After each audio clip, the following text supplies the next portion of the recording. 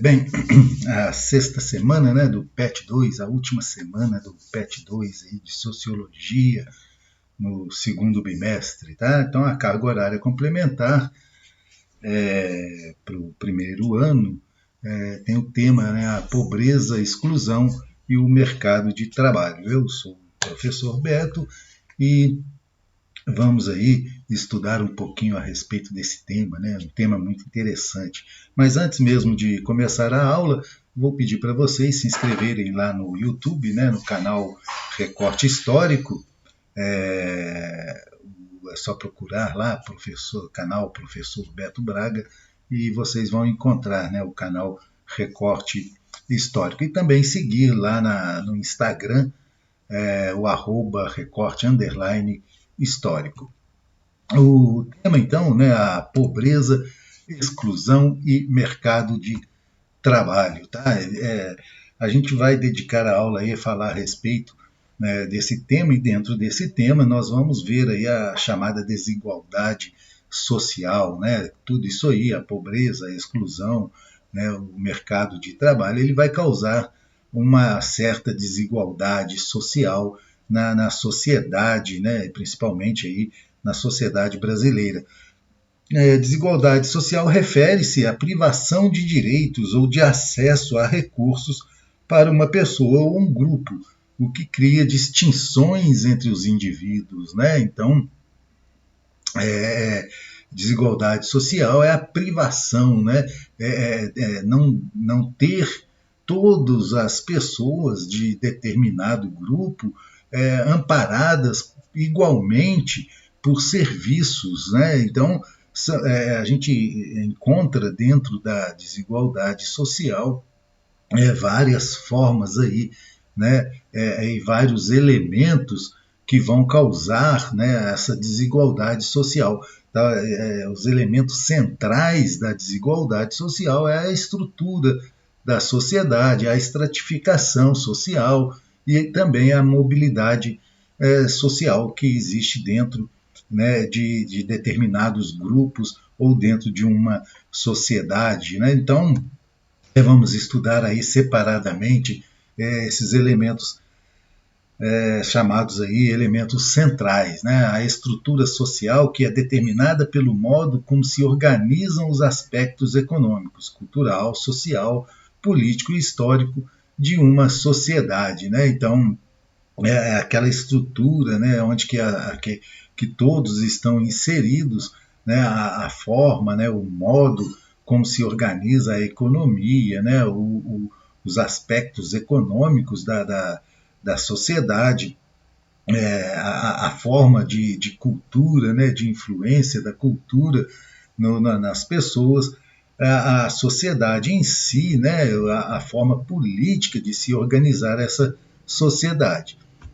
A estratificação social diz respeito ao modo como cada sociedade está dividida, né? Então, as classes, né, as chamadas castas, os estamentos. Então, é a estratificação, né? Nós vemos na sociedade indiana, né, formada por castas, né, que eram grupos mais fechados, cada grupo só podia relacionar-se dentro daquele mesmo grupo, né, como, por exemplo, o casamento, um grupo, né, determinada pessoa não pode encostar em determinada pessoa de outra casta. Tá? Os estamentos nós víamos mais naquele período feudal, onde existia aquelas classes, né, os chamados estamentos, e hoje em dia a gente determina muito isso através de classes sociais, né, a classe A, classe B, classe C, e a gente consegue aí fazer uma estratificação social. A mobilidade social é determinada pela possibilidade de um indivíduo mudar de posição hierárquica, né? Ou seja, né, o que está dentro daquela sociedade em que ela fornece, né, uma maior possibilidade de um indivíduo sair de uma classe social e ascender a outra classe social, né? Ou também não, né, não existir dentro da sociedade essa possibilidade de ascensão social, né, de mudança de classe social. Nós vemos, por exemplo, no Brasil que existe uma grande dificuldade em alguém sair de uma classe social e ascender a outra classe social, né? É raro que você vê uma pessoa da classe B ou classe C conseguir chegar na classe A, né? Ser tratado aí como dentro de padrões econômicos, né, da classe A. Então a mobilidade social está ligada aí a essa ascensão, né, a essa mudança de classe social promovida dentro de uma determinada sociedade. A desigualdade social no Brasil, né, as desigualdades que existem no Brasil, elas têm algumas concepções, tá? Existe aquela concepção naturalista, né, que nós já até estudamos um pouquinho a respeito disso, né, do darwinismo social, que é, é, era influenciada pela sociedade, desculpa um pouquinho, né, a determinista, né, ou naturalista também, determinada pela raça, né, pela cor, a cor branca, ela tinha a função de levar o desenvolvimento para outras raças, né, que até então se chamavam raças, né, hoje em dia a gente usa mais o termo etnia. Então existia aí a concepção naturalista, né, lá do final do século XIX, em que o clima, né, era o que determinava a desigualdade social, por exemplo, aqui no Brasil, né, um clima quente, né, existia aquela divisão em que os países que possuíam climas mais quentes se desenvolviam menos porque as pessoas trabalhavam menos, tá? Os países de clima mais frio, as pessoas trabalhavam mais e por isso os países se desenvolviam mais. Então existia essa desigualdade social. Existe aí uma concepção chamada determinista, né, que está relacionada ao clima e à raça, né, que determinam a desigualdade social. Como o Brasil, por exemplo, era um país miscigenado, né, então a raça aqui não era muito definida, né, não existiam muitas pessoas da raça branca, e isso fazia com que o país não se desenvolvesse, não crescesse. Isso determinou até mesmo aquela relação de imigração que ocorreu no meados do século XIX, em que tinham como objetivo o embranquecimento da população brasileira. Então, essa concepção determinista, né, de que a raça branca era uma raça que se desenvolvia mais e teria aí, né, que levar esse desenvolvimento, né, para outras regiões do mundo, o darwinismo aí, social. E hoje em dia, né, contemporâneo, nós podemos perceber que existem várias formas de desigualdade, não somente aquela forma de desigualdade financeira, né, aquela desigualdade que a gente, né, tratou aí nas outras duas concepções. Hoje a gente percebe que existe, além da financeira, e também a financeira está dentro dessas desigualdades sociais, existe aí a desigualdade de classe social, né, a desigualdade de gênero, de geração, né, sempre a geração atual ela se acha melhor do que a geração passada, né, existe aí essa disputa, né, essa desigualdade, a desigualdade de etnia, de orientação sexual, né, de relação a gênero e tudo mais. Então, existem, né, várias concepções e várias formas de se enxergar essa desigualdade social no Brasil. Em relação à desigualdade de renda, né, a relação da desigualdade econômica, né, entre as pessoas, nós primeiro precisamos aí entender um pouquinho o que significa renda, né?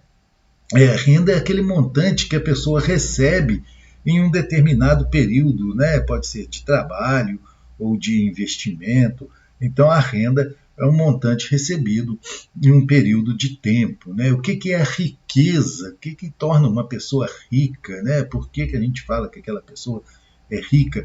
Lembrando que a gente está falando aí a respeito de dinheiro, né? Financeiro.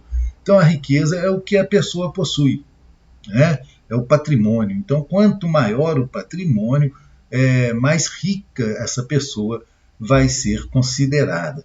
E pobreza. o que é a pobreza, né? O que leva aí a ter essa desigualdade de renda? Pobreza é a carência de bens, né, e serviços essenciais.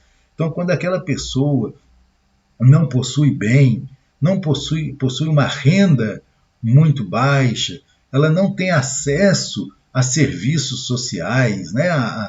Falta recursos econômicos, né? Existe ali aquela exclusão dessa pessoa, desse indivíduo, de serviços essenciais, né?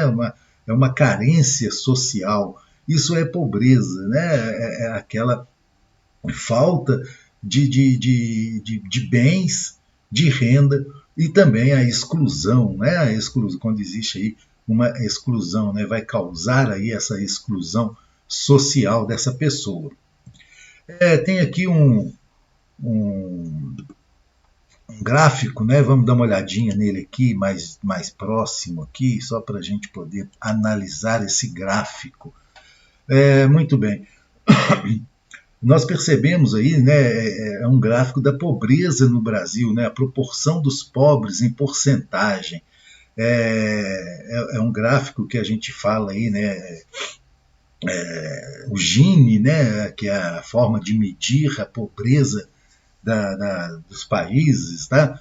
A gente analisa, né, e vendo aí esse gráfico, que em 1992 34,28% da população brasileira era considerada pobre, né? Porcentagem de 34% de pobres no Brasil. Percebemos que há uma queda, né, a partir aí de 94, depois se mantém, né, em 28, 27, 26%. E a partir de 2003, né, vai haver uma queda bem significativa, né, que vai até 2014. Olha bem como que a pobreza no Brasil, de 2003 até 2014, teve uma queda muito ascendente. Tá? Depois de 2014, ela volta a subir um pouquinho. Hoje em dia, ela voltou, né, está em cerca de 20%, se eu não estiver enganado, a pobreza no Brasil. Vamos analisar agora uma forma, né, ou o porquê disso ter acontecido. Né? Então, até 92, quando, né, 94, né, vamos começar ali em 94 mais especificamente, foi quando o Fernando Henrique Cardoso, né, o PSDB, chegou ao governo no Brasil, a implantação do Plano Real, houve ali uma estabilização, né, da pobreza. Né? A pobreza não subiu, não tinha um alto grau ali de porcentagem, né? Mas era alta, né? 28%, 26%, 27% da população. Se nós percebermos, em 2002, o Lula é eleito no Brasil, e de 2002 até 2010, ali, né, o governo do Luiz Inácio Lula da Silva, né, do PT.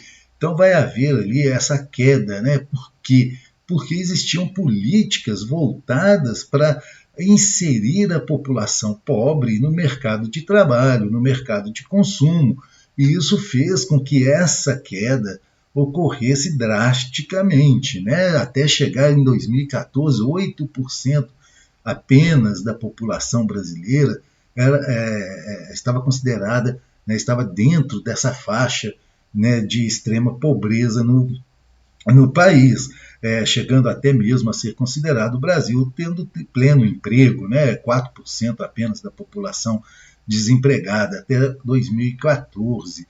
Em 2014, né, de 2010 a 2014, onde houve essa queda, o governo também era do PT, né, o governo da Dilma Rousseff. Em 2015, 2014, ela vai ser reeleita. E em 2015, 2016, tem aquele processo de impeachment, né, que muitas das pessoas chamam de golpe. Né, foi aquele processo em que se retirou a Dilma do poder, e a gente percebe, né, com a entrada do Michel Temer, que o gráfico volta a subir. E ele continua subindo até hoje em dia. Né? A gente está em 2021, e a gente percebe que o gráfico, né, a proporção de pobres na população brasileira aumenta cada dia mais. Né? Então, vendo esse gráfico, a gente percebe da importância da política voltada para as camadas mais pobres da sociedade. Né? Percebemos direitinho no gráfico, né, o governo de qual partido, o governo de qual presidente, né? E a gente percebe que lá do governo do Fernando Henrique, né, a introdução do neoliberalismo, do liberalismo na economia, ele não diminuiu a pobreza no Brasil. Muito bem, a gente encerra, né, essa discussão a respeito da pobreza, da exclusão, e mais uma vez eu quero pedir para vocês se inscreverem no canal e também seguirem lá no Instagram. Um abraço a todos e até a nossa próxima aula.